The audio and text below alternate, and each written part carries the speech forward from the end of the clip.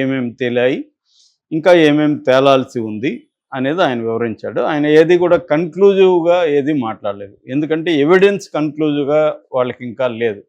ఎప్పుడైనా అది హత్య లేకపోతే యాక్సిడెంటా, హత్య అయితే ఎవరు చేశారు, యాక్సిడెంట్ ఎలా జరిగింది, ఇవన్నీ చెప్పాలంటే కన్క్లూజివ్ ఎవిడెన్స్ కావాలి. అందుకని ఆయన ఏం చెప్పాడంటే ఇప్పటి వరకు ఉన్న పోస్ట్ మార్టం రిపోర్టు, వాళ్ళకి ఇంకా టాక్సికాలజీ, ప్యాథాలజీ రిపోర్ట్స్ రావాలి, FSL forensic science lab Vijayawada నుంచి రిపోర్ట్ రావాలి, అట్లాగే ఇంకొన్ని ఎంక్వైరీలు ఇంకా ఆన్గోయింగ్ ఉన్నాయి, అవన్నీ కన్క్లూడ్ అవ్వాలి. ఇవన్నీ అయినాక కానీ నేను కన్క్లూడ్గా చెప్పగలను, అయితే చెప్పగలను. ఇప్పటి వరకు అయితే ఇది ఒక అనుమానాస్పద మృతి 194 బిఎన్ఎస్ఎస్ సెక్షన్ కింద, ఇంతకుముందు 174 క్రిమినల్ ప్రొసీజర్ కోడ్ కింద పెట్టేవాళ్ళు. ఇప్పుడు దాన్ని భారతీయ నాగరిక సురక్షా సంహిత కింద 194 కింద రాజానగరం పోలీస్ స్టేషన్లో కేసు పెట్టారు. ఇది ఇప్పటికీ అనుమానాస్పద మృతి. కన్క్లూజివ్గా ఇది యాక్సిడెంటా లేకపోతే హత్య అనేది పోలీసులు ఇప్పటివరకే అనౌన్స్ చేయలేదు.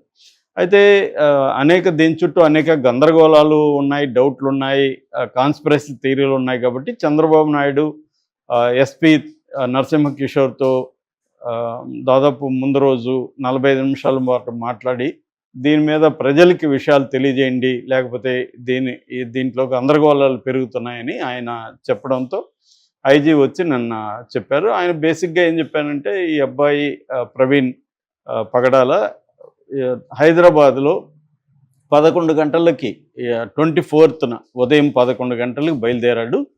అక్కడి నుంచి వాళ్ళ ఇంట్లో వాళ్ళతో మాట్లాడారు. ఎందుకు బయలుదేరాడు, ఎక్కడికి బయలుదేరాడు అంటే రాజమండ్రికి బయలుదేరాడు. రాజమండ్రిలో ఆయన చర్చి లాంటిది కట్టిస్తున్నాడు, సొంత జాగాగా ఉన్నాడు అక్కడ నామవరంలో కుమార్తె పేరుతో.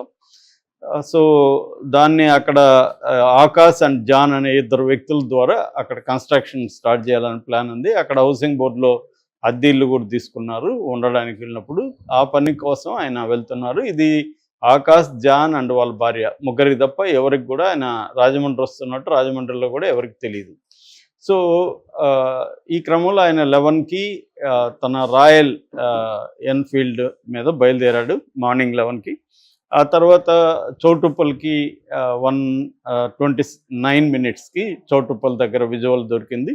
ఆ తర్వాత విజయవాడలో విజువల్ దొరికింది. విజయవాడ తర్వాత వాళ్ళకి విజువల్ అంటే విజయవాడ నుంచి మళ్ళీ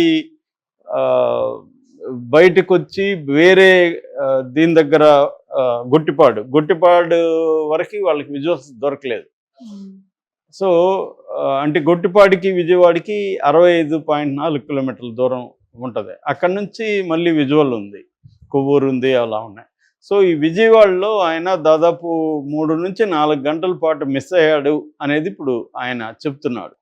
సో దీని నుంచి ఇప్పుడు రకరకాల థియరీలు పుట్టుకొస్తున్నాయి. సో 3 గంటలు విజయవాడలో ఈ ప్రవీణ్ పగడాల ఏం చేశాడు అంటే దానికి 2 రకాల ఎక్స్ప్లెనేషన్, మళ్ళీ కౌంటర్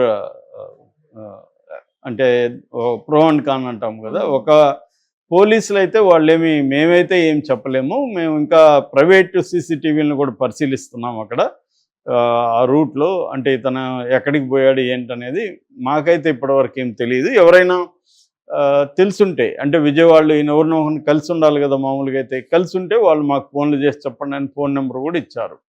సో అంటే విజయవాడలో ఈ 3-4 గంటలు ఏం చేశాడనేది కీలకంగా ఉంది. కాబట్టి మేమైతే విచారిస్తున్నాం, మాకు ఇంకా ఆయన ఏం చేశాడనే దానికి సంబంధించి పూర్తి సమాచారం లేదు అనేది అశోక్ కుమార్ చెప్పారు.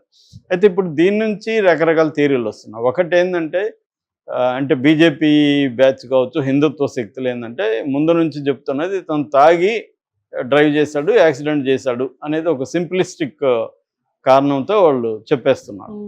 సో దానికి ఇప్పుడు ఇది ఉపయోగించుకుంటున్నారు. విజయవాడలో మనోడేం లేదు, వాళ్ళ ఫ్రెండ్స్తో కలిసి 3-4 గంటలు